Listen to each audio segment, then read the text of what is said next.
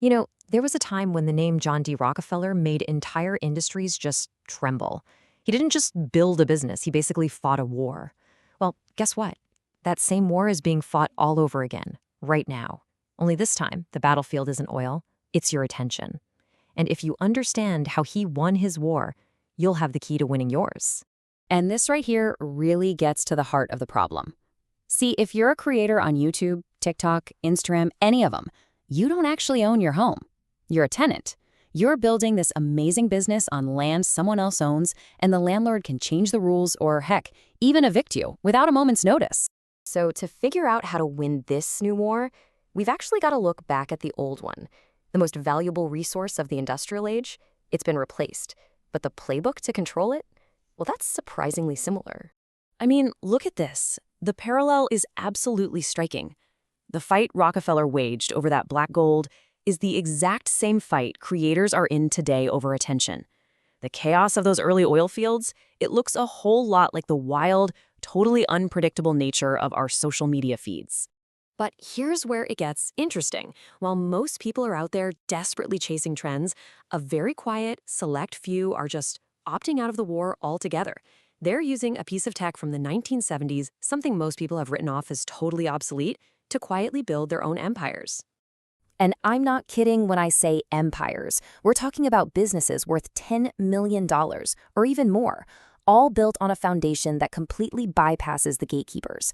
They've found a way to secure their future that has absolutely nothing to do with chasing viral fame. So to really get why this old-school strategy is so incredibly powerful, we have to understand the fundamental risk of building on that rented land. This is the core problem that pretty much every creator online is facing right now. And look, this is not just some clever metaphor. Do you remember the adpocalypse on YouTube back in 2017? Overnight, a simple algorithm change just wiped out the income of thousands of creators. It was this brutal reminder that when you build on someone else's platform, you do not make the rules. You are always just one algorithm tweak away from disaster. This is what we call the renter's trap. It's this constant state of unpredictable survival. It's kind of like being an early oil miner who never knew if their well was going to run dry tomorrow. You don't own the land, and you definitely don't own the pipeline that connects you to your audience. So the solution here isn't something new or flashy. Actually, just like with Rockefeller, the secret to building an unbreakable business lies in something that most people would consider, well, incredibly boring. Before he was this titan of industry, Rockefeller was a bookkeeper for 50 cents a day. And that boring job taught him how to see the systems behind all the chaos. Well, the modern equivalent of that is the email newsletter. It's the quiet, unsexy bookkeeping of the internet that gives you ultimate control. This is the new prize. We call it digital black gold. It's not about followers or views. It's about owning a direct, unfiltered line of communication to your audience in a space you actually control, their inbox. It is the one asset that no algorithm can ever take away from you.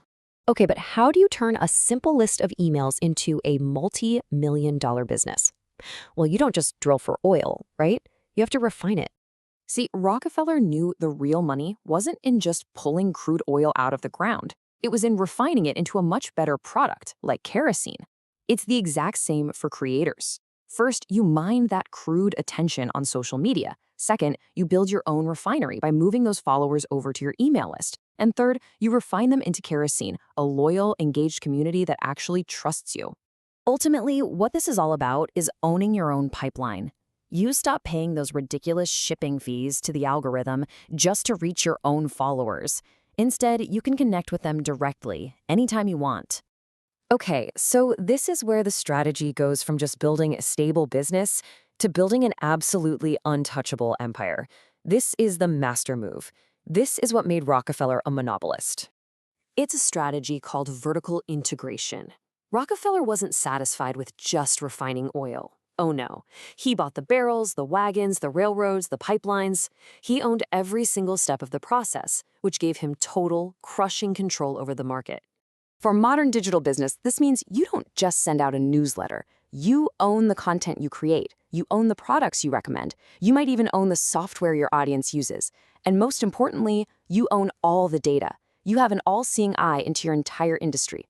And I gotta tell you, this approach is ruthless. Rockefeller formed a secret alliance that literally forced railroads to give him kickbacks, which made it impossible for his competitors to ship their oil. In the exact same way, a vertically integrated digital business can create a system where trying to compete on open platforms becomes a death sentence. And that brings us to the final, and maybe the most important part of this whole story. Because when you wield this kind of power, it presents a choice, the exact same one that Rockefeller himself had to face. Rockefeller's legacy is, well, it's a huge moral debate. His bad side was about as bad as it gets, a brutal monopolist. But his good side was just as extreme. The fortune he built through all those ruthless tactics went on to fund modern medicine and education, saving countless lives. The power was immense, but how he used it, that was a choice. And really, that's the question this strategy leaves for any creator today. Once you own your pipeline, once you're finally free from the tyranny of the algorithm, what are you going to build with that power?